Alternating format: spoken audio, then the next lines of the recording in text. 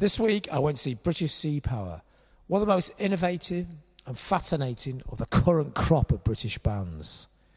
I'm sat in the cavernous main cinema of Sheffield's showroom complex, live on stage in front of the screen, with their backs to the audience are one of the best and most inventive modern British bands, British Sea Power. They're playing their live soundtrack to Man of Arran, the 1930s semi-fictional, semi-documentary film made by Robert J. Flaherty. The film is a stark black and white depiction of the tough lives of the Aran Islanders, whose stubborn self-sufficiency and toughness, set against the backdrop of the fierce Atlantic Ocean just off the west coast of Ireland, makes for powerful viewing. It's a perfect combination. A salty, sea-stained film about the tough life of a lump of rock in the Atlantic, and a band that have been made their name in the past 3 decades with 3 great, highly original albums that stand alone in the oceanic waves of indie banality. A series of albums that seem eccentric in the context of modern indie rock, that is mostly not only just independent distribution, but also thought. British Sea Power have carved their own idiosyncratic path with a music that is somehow harking back to a long-lost age when people were interested in more than football and cars. There are references to non-rock and roll topics like bird spotting and the love of nature. Total genius in a rock world where conversation rarely rises above the what goes on the road stays on the road grunting. The band have a brilliant attention to detail that even sees their merch droog dressed in the same sort of hardy 50s Ealing tweeds as the rest of the band, who retain the Spartan whiff of the bohemia about them. Their music has a powerful cinematic sweep that oozes with the power of nature. You can smell the salty air crashing on the rocks when you blast out a British Sea Power album, which makes this project perfect for them.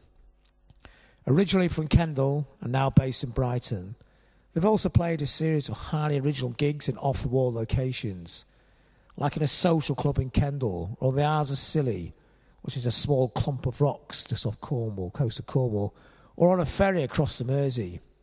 Gigs that make tonight's appearance in Sheffield, playing the self-composed soundtrack, seem like a normal event for the band.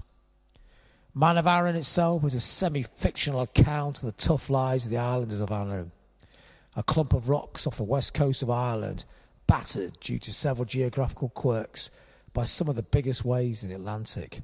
The islanders live off the sea, which at any minute threatens to engulf them.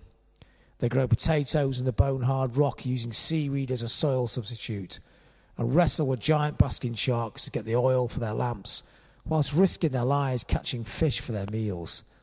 Their tiny boats looking like matchsticks against the mighty ocean, and their faces rough-hewn like bone-hard granite of the islands.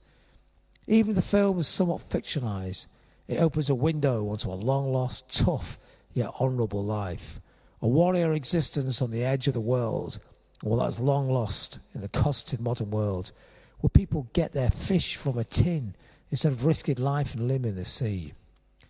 British Sea Power was sent the film by a fan and a film buff, and when asked to write a soundtrack for an art project, chose a perfect film for their powerful music that smells of sea salt and brine. The band, who have always intertwined the powerful primal forces in nature and an almost pagan imagery into their music and stage sets, have created the perfect soundtrack that makes your emotions swell like the mighty Atlantic that is the fluid spine of the film. Their sense of theatrical, with branches of trees and stuffed animals as part of their normal touring stage set, and music that oozes with the power of Mother Nature, are perfect for this sort of exercise. What they have composed for the film is a genius match for the forces of nature in the film, and the tug and flow of the wild Atlantic that pours over the island. The music and the visuals perfectly combine to affect you in a powerful emotional way.